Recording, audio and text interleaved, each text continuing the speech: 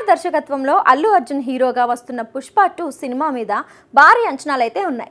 ఇక ఈ సినిమాని ఆగస్టు 15వ తేదీన రిలీజ్ చేయాలని ముందుగా మేకర్స్ ప్రణాళికలు కూడా రూపొందిస్తున్నారు. ఇక ఈ సినిమా షూటింగ్ ఆ టైం వరకు పూర్తి అవ్వకపోవడంతో ఈ సినిమాను డిసెంబర్ 6వ తేదీన రిలీజ్ చేస్తానంటూ మేకర్స్ అఫీషియల్ గా అనౌన్స్ చేశారు. ఇక ఇదిలా ఉంటే ఈ సినిమాలో మెయిన్ విలన్ పాత్రను ఎవరు పోషిస్తున్నారు అనే దాని మీదనే సర్వత్రా ఆసక్తి అయితే నెలకొంది. ఇక ముఖ్యంగా మొదటి పార్ట్లో పుష్ప మీద రివెంజ్ తీర్చుకోవడానికి మంగళం సీను, జాలిరెడ్డి, బన్వర్ సింగ్ షెకావత్ లాంటి పాత్రలు ఎదురు చూస్తూ ఉంటాయి. కాబట్టి పుష్ప 2 సినిమాలో వీళ్ళ పాత్రలు చాలా కీలకంగా మారబోతున్నట్లుగా కూడా తెలుస్తున్నాయి. ఇక ఇదిలా ఉంటే ఈ సినిమాలో మెయిన్ విలన్ గా ఎవరు చేస్తున్నారనే దాని మీదనే ఇప్పుడు సర్వత్రా ఆసక్తి అయితే నెలకొంది. వీళ్ళ ముగ్గురిలో ఎవరు మెయిన్ గా మారబోతున్నారు, ఇక వీళ్ళు ముగ్గురు కాకుండా మరొక విలన్ కూడా ఎంటర్ అయ్యే అవకాశాలు ఉన్నాయా అనే కోణంలో కూడా ఇప్పుడు అందరిలో అనుమానాలైతే ఉన్నాయి. మరి ఇక దానికి తగ్గట్లుగానే సుకుమార్ కూడా తనదైన రీతిలో ఈ సినిమాను తెరకెక్కిస్తున్నట్లుగా తెలుస్తోంది.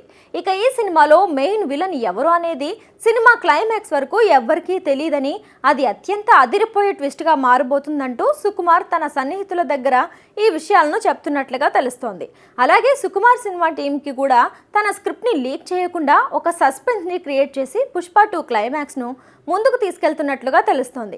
మరి ఇది ఎంతవరకు వర్కౌట్ అవుతుంది అనేది తెలియదు. కానీ సినిమా చూసే ప్రేక్షకులకు మాత్రం ఒక హై ఫీల్ ఇవ్వాలనే ఉద్దేశంతో సుకుమార్ ఉన్నట్లుగా తెలుస్తోంది. ఇక పుష్ప మొదటి పార్ట్ తెలుగు ప్రేక్షకులను ఎంత బాగా అలరించిందో అందరికీ తెలిసిందే. అయినప్పటికీ ఇప్పుడు అన్ని వర్గాల ప్రేక్షకులకు నచ్చే విధంగా ఆయన ఎక్కడా కూడా కాంప్రమైజ్ అవ్వకుండా ఈ సినిమాని తెరకెక్కిస్తున్నారు. ఇక దాదాపు 500 కోట్ల బడ్జెట్తో ఈ సినిమాను తెరకెక్కిస్తున్నారు. ఇక 1000 కోట్లకు పైనే కలెక్షన్స్ రాబడుతుందనే నమ్మకంతో మేకర్స్ అయితే ఉన్నారు. ఇక సుకుమార్ కూడా దానికి అనుగుణంగానే ఈ సినిమాను తెరకెక్కిస్తున్నట్లుగా తెలుస్తోంది. చూడాలి మరి సుకుమార్ నమ్ముతున్న స్ట్రాటజీ వర్కౌట్ అవుతుందా లేదా అనేది.